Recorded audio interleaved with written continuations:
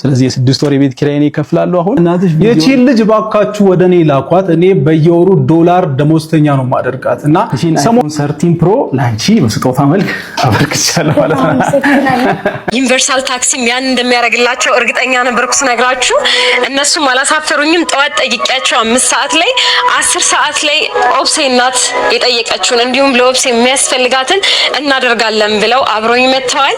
ማልቀስ ምናምን የለብሽም። እኔ እንድታለቅሽም አልመጣው ለማዘን አልመጣው። ምንድነው ያስለቀሰሽ? ድጋሚ እንዳታለቅሽ ዝም ብለሽ ንገሪኝ። ያለው አጥኔ ብቻ ነኝ። ተስፋ ምን ላይ ስለሆነ እኔ ደግሞ ትልቅ ቦታ ደርሼ ለሱ ማሳለፍ ነው።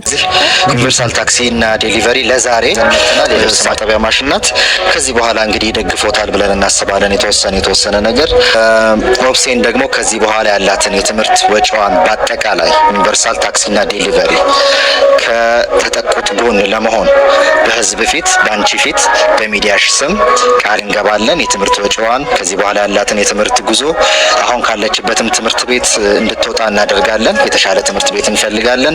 ሙሉ ወጪዋን በተመለከተ ዩኒቨርሳል ታክሲና ዴሊቨሪ አብሯችሁ ይቆማል።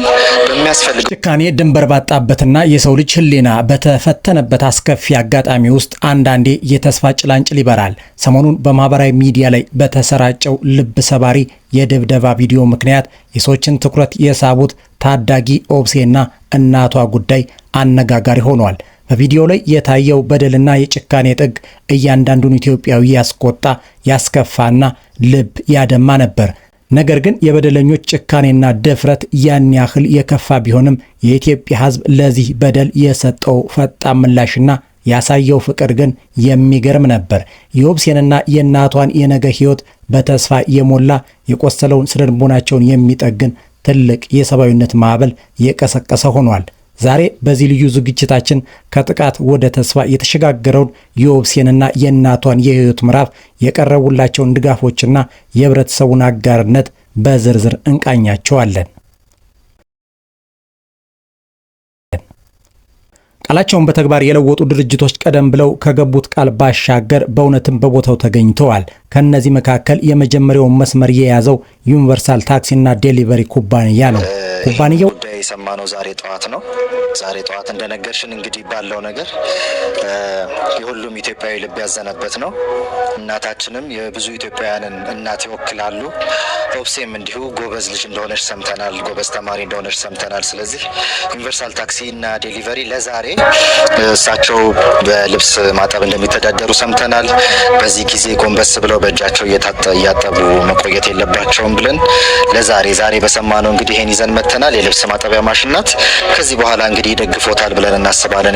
የተወሰነ ነገር ኦብሴን ደግሞ ከዚህ በኋላ ያላትን የትምህርት ወጪዋን በአጠቃላይ ዩኒቨርሳል ታክሲና ዴሊቨሪ ከተጠቁት ጎን ለመሆን በህዝብ ፊት በአንቺ ፊት በሚዲያሽ ስም ቃል እንገባለን። የትምህርት ወጪዋን ከዚህ በኋላ ያላትን የትምህርት ጉዞ አሁን ካለችበትም ትምህርት ቤት እንድትወጣ እናደርጋለን። የተሻለ ትምህርት ቤት እንፈልጋለን። ሙሉ ወጪዋን በተመለከተ ዩኒቨርሳል ታክሲና ዴሊቨሪ አብሯችሁ ይቆማል። በሚያስፈልገው ሁሉ ከጎናችሁ ነን። የኢትዮጵያ ህዝብ ከጎናችሁ ነው።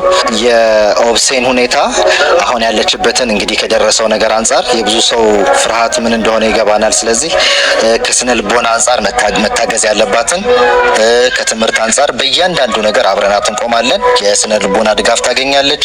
ትምህርቷን ከዚህ በኋላ ያለምንም መረበሽ እንድትማር ዩኒቨርሳል ታክሲና ዴሊቨሪ አብሯችሁ ይቆማል።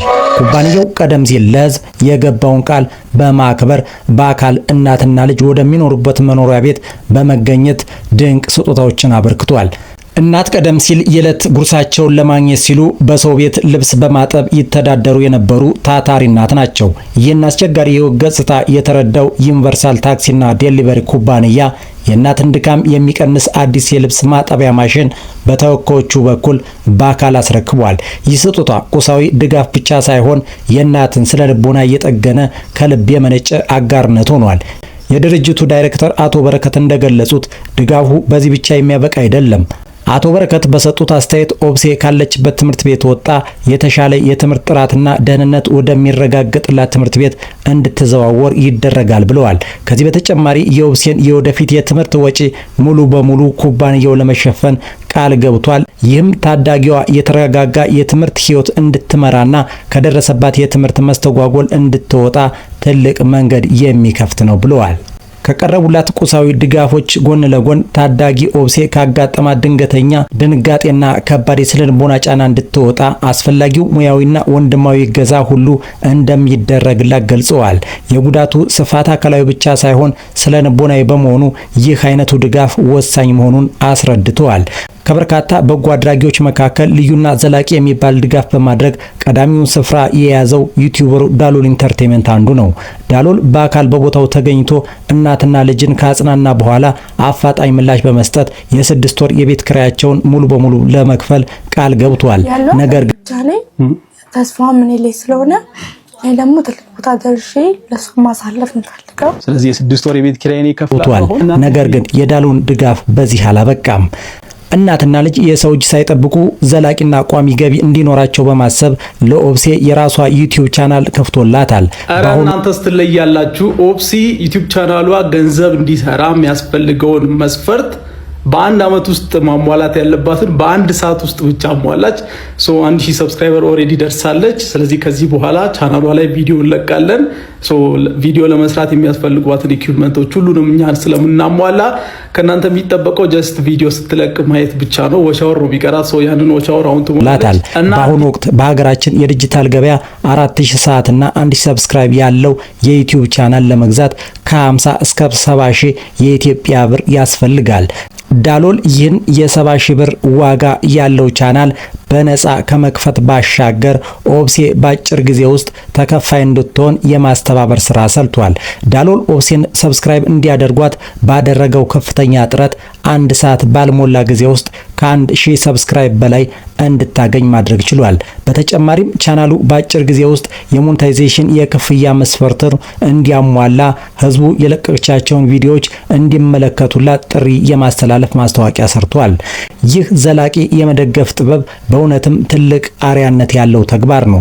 ዳሎል ኢንተርቴይንመንት ከ6 ወር የቤት ክራይና የዩቲዩብ ቻናል ከመክፈት በተጨማሪ የዩቲዩብ ቪዲዮ መስሪያ የሚሆን አይፎን 13 ፕሮ በስጦታ አበርክቶላታል።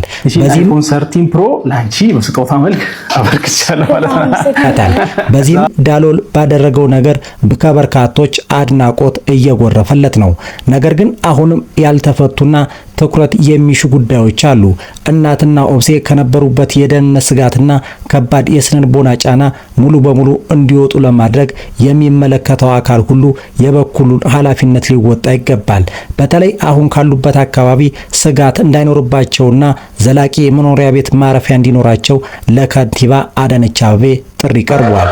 ኦብሴና እናቷ ቤት ቢቀይሩ እዚህ ተከራይተው ነው ያሉት። ለደህንነታቸውም ሴፍ ነው ብዬ አላምንም። ስለዚህ በዚህ ደግሞ ክብርት ከንቲባችን እርሱም እንደማያሳፍሩኝ እርግጠኛ ነኝ። ቤት ያስፈልጋቸዋል፣ ከጎናቸው ልንቆም ይገባል። በጥሪው ላይ እንደተጠቀሰው ከንቲባ ይህንን ድጋፍ ለማድረግ ቢቸገሩ እንኳ 50 ሎሚ ለአንድ ሰው ሸክሙ ለ50 ሰው ጌጡ እንዲሉ እኛ ከተጋገዝን ቤት ገዝተን መስጠት እንችላለን የሚል ከፍተኛ የሞራል ልዕልና የታየበት መልእክት አስተላልፈዋል። ይህ አባባል የኢትዮጵያውያንን የመረዳዳት ባህልና ለደረሰባቸው የስነልቦና ጉዳት ካሳ ለመሆን የተሰጠ ድንቅ ምላሽ ነው። በማህበራዊ ሚዲያ ላይ የታየው የአሳዛኝ ክስተት የበደለኞችን ጭካኔ፣ ድፍረትና የህሊና መታወር ግልጽ አድርጎ ያሳየ ነበር። ሆኖም ግን ከዚያ የጨለማ ክስተት በስተጀርባ ያለው እውነት ሌላ ነው። የኢትዮጵያ ሕዝብ በጎ አድራጊዎችና ድርጅቶች ያሳዩት ፈጣን ድጋፍና አጋርነት የኦብሴንና የእናቷን የወደፊት ህይወት ሙሉ በሙሉ በተስፋ እንዲሞላ አድርጎታል። እናትና ልጅም ድጋፍና ስጦታ ላደረጉላቸው ሰዎች ከልብ የመነጨ ምስጋናቸውን አቅርበዋል። ዛሬ ኦብሴ ብቻዋን አይደለችም። እናቷም ብቻቸውን አይደሉም። ከጀርባቸው ሙሉ ህዝብ አለ። እኛም እንደ ሚዲያችን ለኦብሴና ለእናቷ የቀረበው ድጋፍ ተጠናክሮ እንዲቀጥልና የታዳጊዋ ብሩህ ተስፋዋ እንዲቀጥል ጥሪያችንን እናስተላልፋለን። ሁላችንም በጋራ ስንቆም ከማንኛውም በደል በላይ የተስፋ ብርሃን ይበራል። በሁሴንና በእናቷ ላይ የደረሰው በደል በማናችንም ላይ እንዳይደርስ የተገፉ ሰዎችን መርዳትና ማገዝ የዘወትር ተግባራችን ይሁን የዛሬው መልእክታችን ነው። ኦብሴንና እናቷን የሚያግዙ የድንቅ ልብ ባለቤት ሰዎችን ለማግኘት መረጃውን ለብዙ ሰዎች ማጋራታችንን አንርሳ። ገንዘብ መስጠት ባንችል እንኳ መረጃውን ለምናቃቸው ሰዎች በማጋራት ድጋፍ እናድርግ። እንዲሁም እንዲህ አይነት መረጃዎች በፍጥነት ለማድረስ ይረዳን ዘንድ መረጃውን ላይክና ቻናሉን ሰብስክራይብ በማድረግ ቤተሰብ ይሁኑ እያልን ስንሰናበታችሁ መልካሙን ሁሉ በመመኘት ነው።